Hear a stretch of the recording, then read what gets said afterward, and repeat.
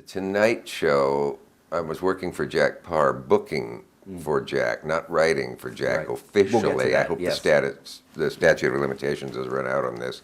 But there's that story I've told at least too many times of how on impulse I saw that Jack Paar worried about his monologue in a column. I was working for Time as a copy boy for $51 a week, I think. And I wrote Jack a monologue, happened to catch him in the hall, coming out of the men's room, he claims, but that makes it a better story, and thrust it upon him and became a writer thereby. Now, what sort of With a few material did steps you in give between. Jack Paar? Huh? What material did you initially give Jack Paar? Do you remember any of the jokes? Yes, I remember there was the first of the hijackings of that time, of a series of them, and the phrase pirate ship was on the front pages of all the tabloids. The pirates moves out, the pirate ship doesn't. And of the stuff I gave Jack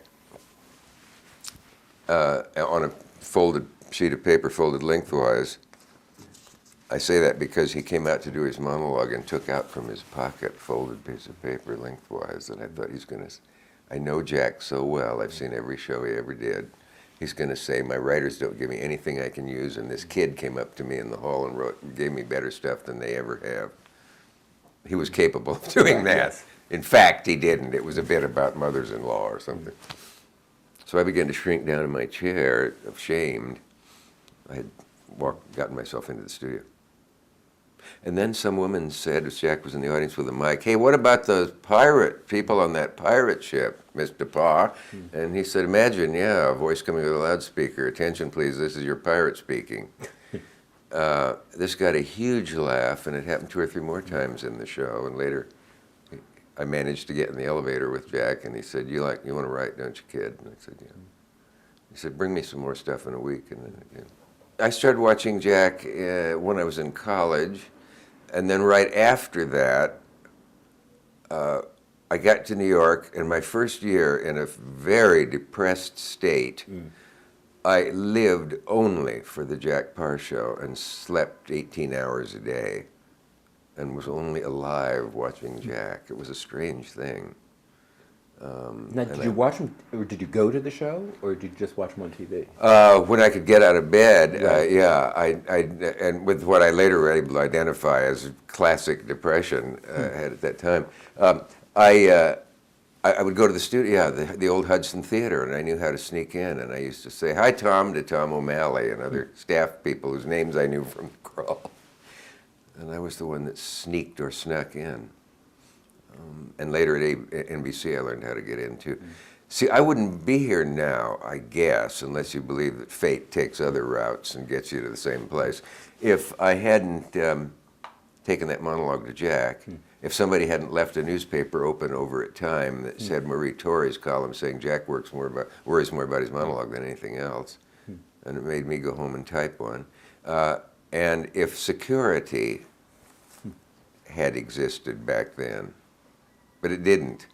Anybody could go in the 6th Avenue elevators right up to the place, walk into any studio until they threw you out. But no, there was no security. Nowadays, I wouldn't get my monologue to Jack in a million years.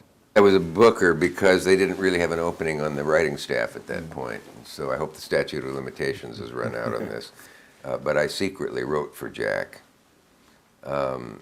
until such time, some couple months later. But in that interval, I interviewed people for the show. And all I ever wanted in that area of the business was to be a guest on a talk show. And I realized one day, I'm sitting in this desk at NBC, I can put people on the show. I've jumped one step too far. I want to meet someone who can put me on the show. It was the damnedest irony. And it was an exciting job because of Jack's extremely neurotic and quite thrilling personality. Could you talk about that? Well, I don't know how to explain Jack. His quicksilver, odd, impetuous, witty, unsettled, suspicious personality, and 10 more things you could throw in that list.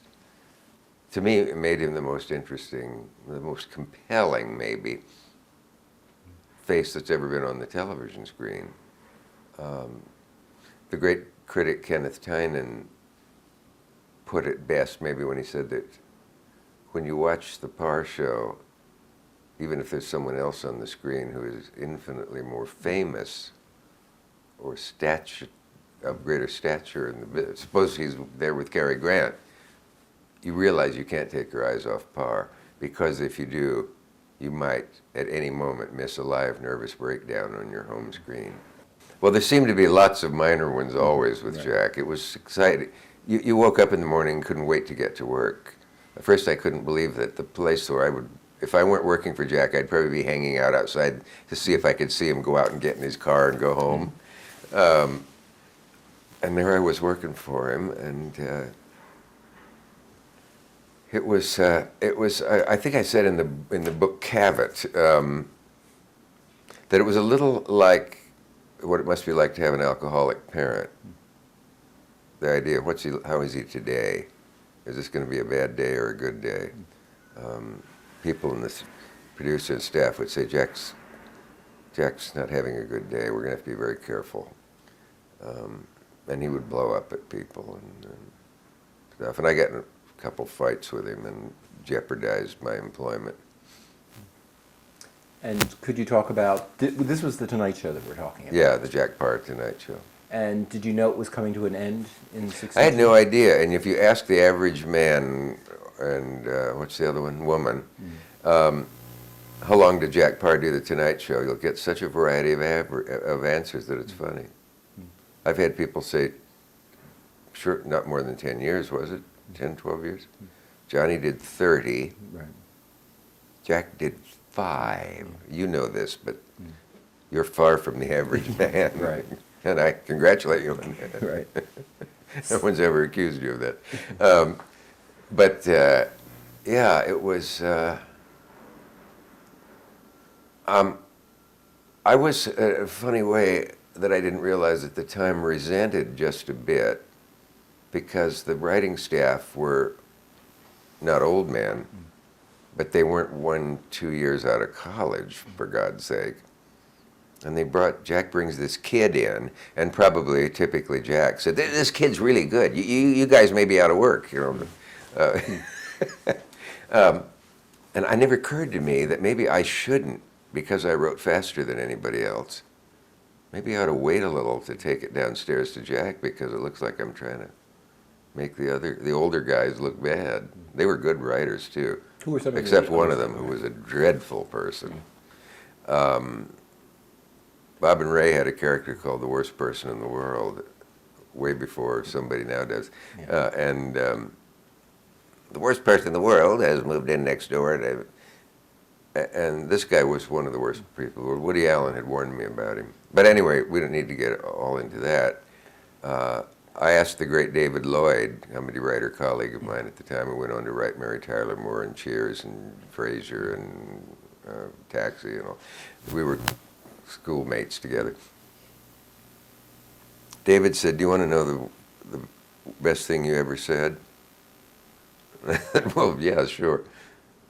He said, you and I were walking down the hall at NBC one day, and this worst person in the world writer came out of the men's room and waved and walked into the office.